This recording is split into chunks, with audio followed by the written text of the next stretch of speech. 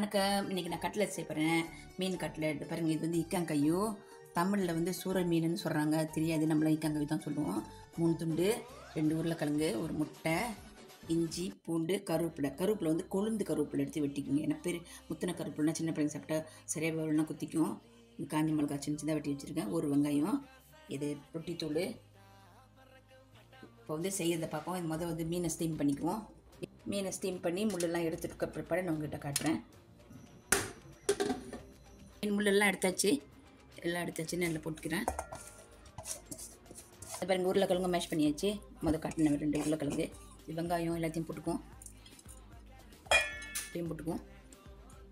கொஞ்சம் மஞ்சத்தூள், கொஞ்சம் ஜீரகத்தூள், கொஞ்சம் இந்த ரசா பண்ணுறதுக்கு கொஞ்சம் ரசா, மேகி ரசா, கொஞ்சம் உப்பு,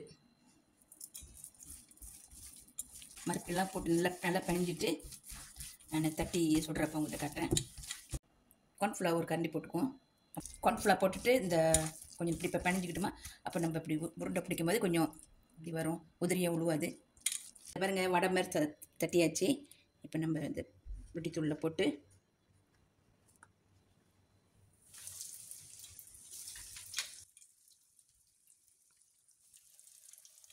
ஓகே, நம்ம கட்லெட் ரெடி. இதை பாருங்கள், எல்லாம் எடுக்கிறேன்.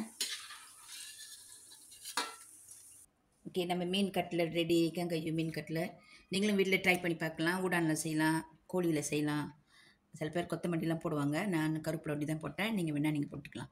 ஓகே, பாய். நீங்களும் ட்ரை பண்ணி பாருங்கள்.